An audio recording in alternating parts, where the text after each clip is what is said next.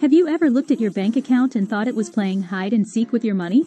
Well, buckle up, because in today's video, we're playing detective. The mission? Find that elusive cash and keep it safe during this pesky recession. Today I'm revealing 10 easy ways to survive a recession. We're talking budgeting, aggressive saving, the oh-so-fun art of living below your means, and yes, even getting cozy with your family. But remember, it's all in the name of keeping your bank account from playing peekaboo with you. Section 1. Live below your means. Now, let's get this straight. Living below your means doesn't mean you have to live like a hermit. It's like eating your dinner before dessert.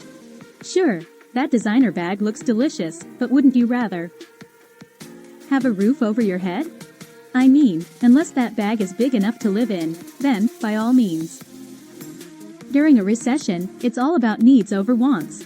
So, swap that Gucci for groceries and that Rolex for rent.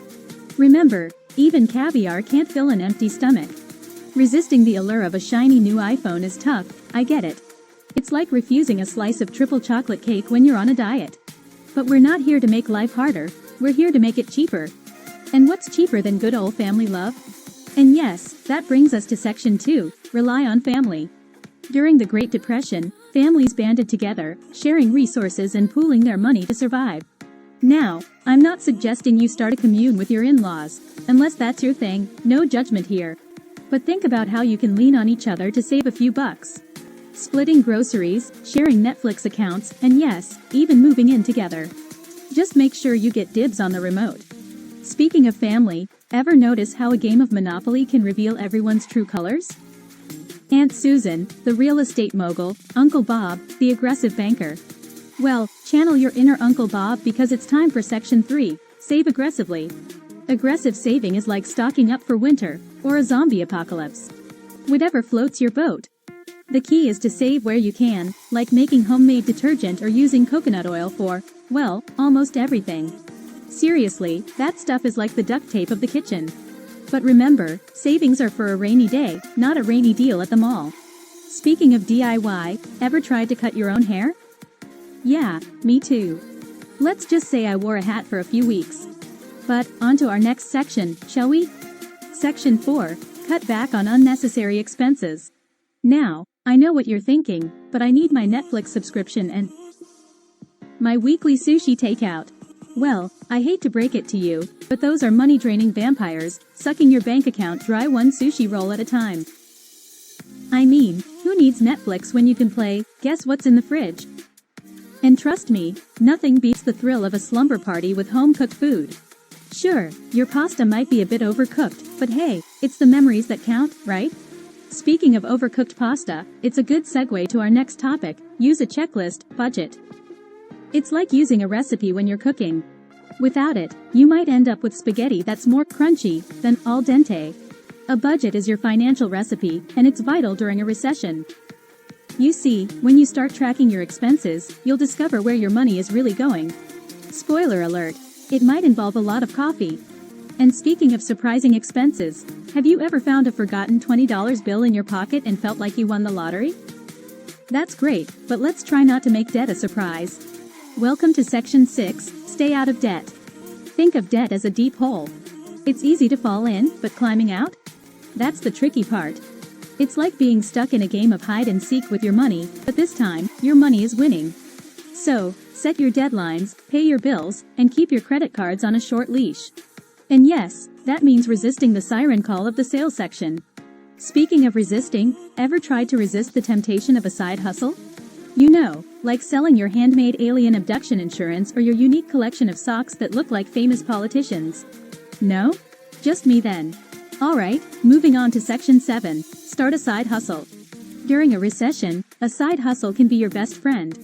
It's like having a surprise guest who shows up at your party with extra snacks. Whether it's freelance work, starting an online store, or becoming a dog-walking superstar, a side hustle can help keep your bank account from turning into a ghost town. Speaking of unique side hustles, did I ever tell you about the time I tried to start a business selling DIY birdhouses? Let's just say the birds weren't impressed. But hey, it's all about trial and error, right? And speaking of trying new things, our next section is all about taking advantage of sales. Alright, we're on the home stretch now, folks. Section 8, Sales, Sales, Sales. Now, I know what you're thinking, sales? But you just told me to stop buying stuff. Well, yes, but it's all about what and when you buy. Think of sales like a treasure hunt. You're not just mindlessly adding to your hoard, you're strategically seeking out the pieces of 8, or in this case, pieces of 80% off. And remember, coupons aren't just for your granny, they're like little golden tickets to savings. Just don't get too carried away and start a coupon museum or something.